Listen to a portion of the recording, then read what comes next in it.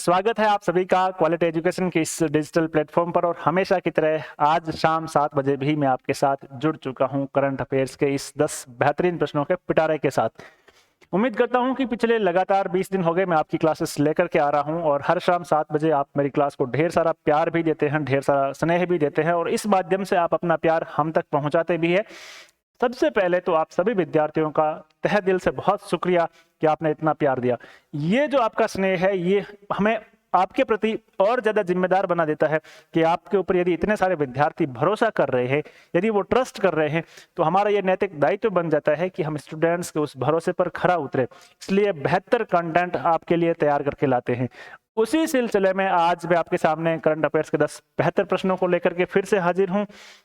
पहला प्रश्न है, हाल ही में चर्चा में रही कामेंग जल विद्युत परियोजना, कौन सी जल विद्युत परियोजना? कामेंग जल विद्युत परियोजना किस राज्य में स्थित है?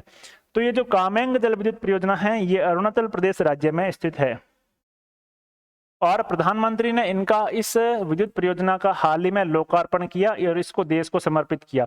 600 मेगावाट की ये परियोजना है जिसमें 150 मेगावाट के 4 यूनिट्स लगे हैं और ये अरुणाचल प्रदेश के पश्चिमी कामेंग जिले में स्थित है। कौन से जिले में? पश्चिमी कामेंग जिले में स्थित है। परियोजना का नाम है जल विद्युत परियोजना। क्षमता कितनी है? 600 मेगावाट क्षमता है जिसमें 4 यूनिट है 150 मेगावाट की, जिसको हाल ही में राष्ट्र को समर्पित किया है, जिसका लोकार्पण किया है प्रधानमंत्री श्री नरेंद्र मोदी ने। अरुणाचल प्रदेश के पश्चिमी कामेंग जिले में यह परियोजना स्थित है। आगे बढ़ते हैं।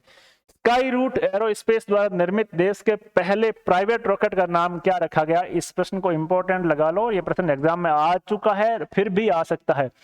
तो जो इसरो द्वारा स्काई रूट एरोस्पेस है ये एक एजेंसी है, प्राइवेट एजेंसी, इसके द्वारा एक रॉकेट बनाया गया और देश में निर्मित पहला प्राइवेट रॉकेट है, उस रॉकेट का नाम रखा गया था विक्रम एस। अगला प्रश्न, स्टेच्यू ऑफ प्रोस्पेरिटी समृद्धि की प्रतिमा कहाँ स्थापित की गई है? तो समृद्धि की जो प्रतिमा है वो बेंगलुरु में स्थापित की गई है। सबसे पहले इसके बाद मैं कर लेता हूं समृद्धि की प्रतिमा, स्टेच्यू ऑफ प्रोस्पेरिटी, समृद्धि की प्रतिमा ये बेंगलुरु में स्थापित की गई है। बेंगलुरु के ये जो प्रतिमा है ये नाद प्रभु केम्पेगौड़ा, भगवान केम्पेगौड़ा की प्रतिमा है और बेंगलुरु हवाई अड्डे पर स्थापित की गई है। नाद प्रभु को बेंगलोर शहर का भी संस्थापक माना जाता है। बेंगलोर जैसे हम बेंगलुरु कहते हैं, अभी बेंगलुरु के संस्थापक है, इन्हें ही माना जाता है और इन्हीं की ये प्रतिमा है जिसे स्टैच्यू ऑफ प्रॉस्पेरिटी या समृद्धि की प्रतिमा भी कहा जाता है, उसकी स्थापना की गई है बेंगलुरु में। अगला प्रश्न, आरबीआई ने पायलट प्रोजेक्ट के रूप में डिजिटल रुपया ई रूपी, उसका नाम क्या है? ई रूपी। क्या नाम है? ई रूपी। डिजिटल रुपया का नाम क्या रखा गया? ई रूपी रखा गया, ठीक है ना।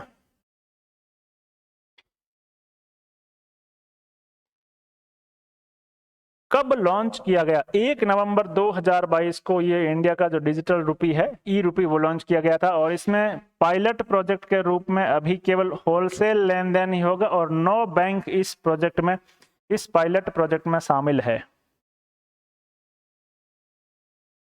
कितने बैंक? 9 बैंक शामिल है। आगे बढ़ते हैं। इतना ही बेहतर कंटेंट पाने के लिए आपका स्वागत है हमारे पेड कोर्स 199 रुपए में, जिसके साथ आपको 99 रुपए की टेस्ट सीरीज फ्री मिलेगी। और उम्मीद करता हूं कि अब तक आपने ये कोर्स परचेज कर लिया होगा। यदि नहीं किया तो ये आपकी अपनी जिम्मेदारी है, आपका अपना निर्णय है, लेकिन यदि आप ये कोर्स परचेज करते हैं तो मैं उम्मीद करता हूं कि आपको मैं निराश नहीं होने दूंगा। आगे बढ़ते हैं।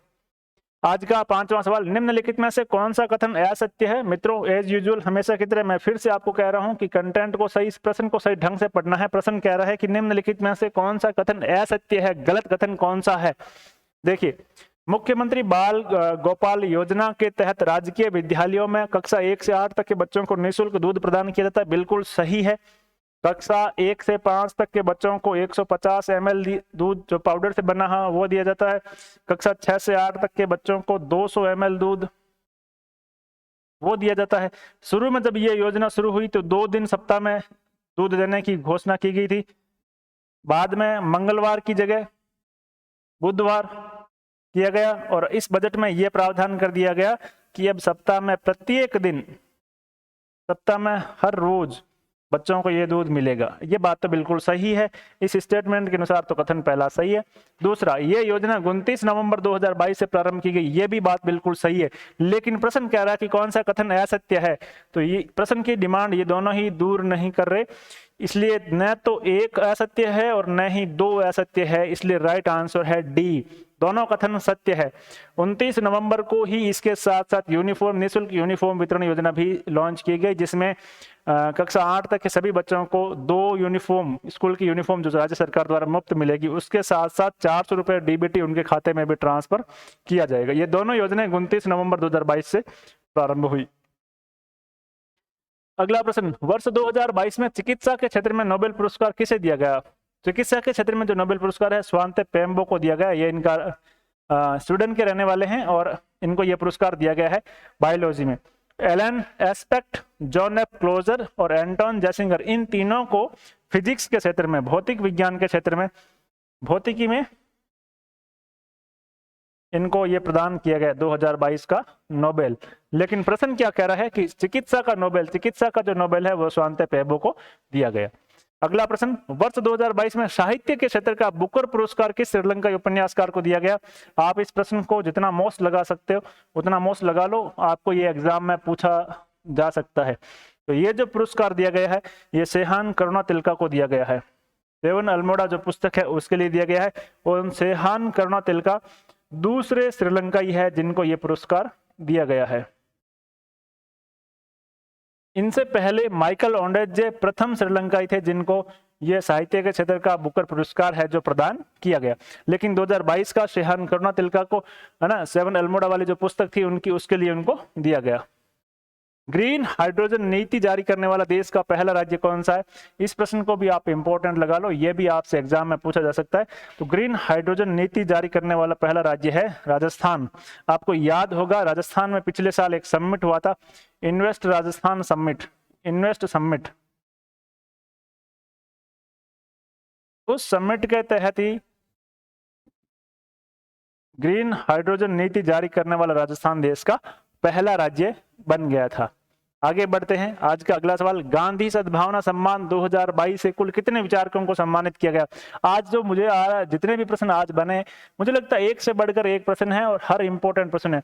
तो 5 जो गांधीवादी विचारक है उनको गांधी सद्भावना सम्मान 2022 प्रदान किया गया। कितनों को? 5 को। 5 में से 2 है जिनको मरणोपरांत ये पुरस्कार दिया गया है।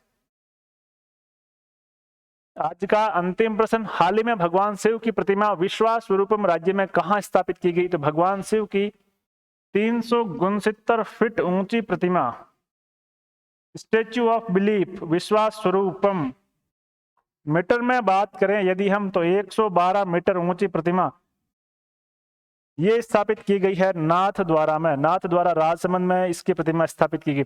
तो मित्रों ये था आज का हमारा सेशन। उम्मीद करता हूं कि आपको ये सेशन बहुत पसंद आया होगा। जाते जाते लाइक जरूर करें और आपके एग्जाम तक हर रोज मैं आपके लिए ऐसे बेहतरीन प्रश्न लेकर के आने वाला हूं, इसलिए कमेंट करके बताएं कि आपके लिए और किस प्रकार की वीडियो लेकर के आए जा सकते हैं। आप सभी की परीक्षाओं की मंगल कामनाओं के साथ, थैंक यू।